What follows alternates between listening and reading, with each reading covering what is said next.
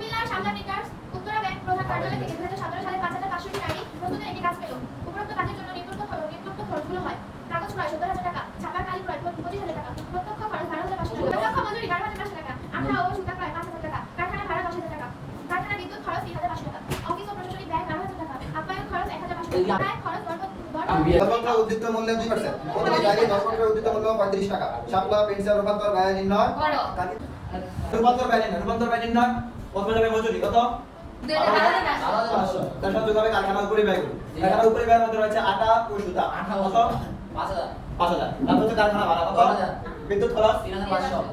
সব করে যোগ করলে 12,000 সাথে কারখানার উপরে 12,000। প্রত্যক্ষ মজুরির সাথে কারখানার উপরে ব্যয় যোগ করলে কি পাওয়া যায়? রূপান্তর ব্যয় কত টাকা? 31,000 টাকা।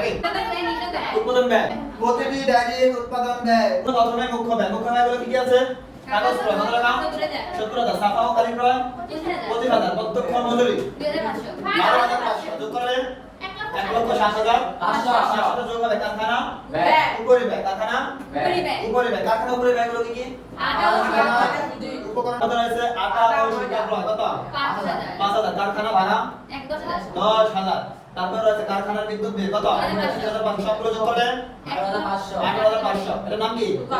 এটার নাম উৎপাদন ব্যয় না। 1,07,500 সাথে 18,500 যোগ করলে পাওয়া যায় উৎপাদন ব্যয়। এটার নাম কি? এই 18,500 নাম কি? কারখানার উপরে ব্যয়। আর এটার নাম কি? মুখ্য ব্যয়। এটার নাম কি? মুখ্য ব্যয়। তাহলে এই যে কারখানার উপরে ব্যয় 1,07,500 সাথে 18,500 যোগ করলে 1,26,000। এটার নাম কি? উৎপাদন ব্যয়। কারখানার উৎপাদন ব্যয়। এখানে কি একটা গাড়ি উৎপাদন ব্যয় নাকি 5,500? আমাদের কি পুরো 5,500 উৎপাদন ব্যয় আছে না?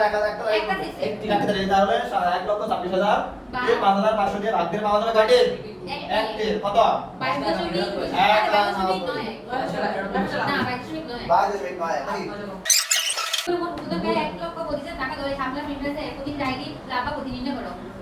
লাভ কত নিতে করতে হয়? কি দিতে হয়? প্রথমে দরপত্র কত টাকা? 35 টাকা করে। দেখো নিচে লেখা আছে প্রতিটি ডায়েরি দরপত্রে উদ্দীপ্ত মূল্য 35 টাকা। কত টাকা? 35 টাকা। ডায়েরি কয়টি? 5,500। 5,500। আচ্ছা 5,500 বাদ দিয়ে কোন দিলে 1,92,500 টাকা। তারপরে তার থেকে বিয়োগ দিতে হবে মোট উৎপাদন ব্যয়। দেখো লেখা আছে মোট উৎপাদন ব্যয় 1,25,000 টাকা ধরে। প্রশ্নে লেখা আছে 1,25,000 টাকা ধরে। প্রথমে ঘ নাম্বার বলছিলাম মোট উৎপাদন ব্যয় পাইছিলাম 1,26,000 আর প্রশ্ন দেওয়া আছে 1,25,000। আমরা কোনটা নেব? 1,25,000। এই জন্য লিখছি মোট উৎপাদন ব্যয় 1,25,000 টাকা। দরপত্র থেকে উৎপাদন ব্যয় বাদ দিলে কি পাওয়া যায়? মুনাফা কত?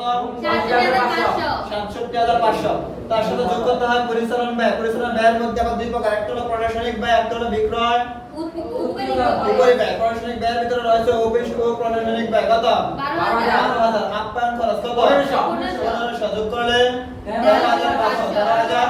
তার সাথে যোগ হবে বিক্রয় উপরি ব্যয়। বিক্রয় উপরি ব্যয়ের মধ্যে রয়েছে বিল আদায়ের খরচ। বিল আদায়ের খরচ বলতে প্রশ্ন বলা আছে বিল আদায়ের খরচ দরপত্রে উদ্ধৃত মূল্যের 2%। দরপত্রে উদ্ধৃত মূল্য কত টাকা? 35 টাকা। একটির মূল্য আর 5,500 এর মূল্য। তাহলে দরপত্রের মূল্য হলো 1,95,500। বলে পেলাম 35 টাকা করে 5,500 এর মূল্য 1,95,500। 1,95,500 টাকার উপরে বিক্রয় আদায়ের ব্যয় 2% কত হয়? 3,850। 3,850। এই 3,850 এর নাম হলো বিক্রয় উপরি ব্যয় আর এই 13,500 এর নাম হলো প্রশাসনিক ব্যয়। প্রশাসনিক ব্যয় এবং বিক্রয় উপরি ব্যয় যোগ করলে কি পাওয়া যায়? পরিচালন ব্যয়। কি পাওয়া যায়? কত টাকা? 17,350। 17,350। তাহলে মোট মুনাফা থেকে বিয়োগ দিব পরিচালন ব্যয়। ওটা থেকে বিয়োগ দিব কি? পরিচালন ব্যয়। কত টাকা? 17,350। 67,500 থেকে 17,350 গেলে কত থাকে? 50,150। 50,150। এটার নাম কি? নিট মুনাফা। নিট মুনাফা কি একটি ডাইরি নিট মুনাফা নাকি 5,500 টি নিট মুনাফা? আচ্ছা তাহলে কি 5,500 টি নিট মুনাফা আছে না একটি আছে? একটি আছে। তাহলে কত টাকা বাদ দিছে? 5,500। কত টাকা বাদ দিছে? 50,150। 50,150 এর নাম কি? নিট মুনাফা। কি নাম? নিট মুনাফা। নিট মুনাফা পাইলাম কিভাবে? মুনাফা থেকে মুনাফা থেকে পরিচালন বিয়োগ দিয়া। তাহলে প্রতিটি ডাইরেক্ট লাভ না প্রতি কত আসে? 9.12। কারো কোনো প্রশ্ন আছে? না স্যার। বুঝছো? হিসাব ক্লোজ। আচ্ছা তাহলে ওই যে আছে তো এগুলো বলে কম ইচ্ছা। আচ্ছা তাহলে পরীক্ষা কবে হবে? 23 তারিখে। 23 তারিখে। তাহলে আমরা কালকে থেকে কি করতাম? ফিনান্স করতাম। আচ্ছা এই সব ফিনান্স প্রথমত সহজ। কোন অধ্যায়ের নাম কি কম? অধ্যায়ের নাম কি? যদি ও অনেক তাহলে আগামীকালকে ফিনান্স অঙ্ক করলাম। জি স্যার আজকের জন্য আমাদের ছুটি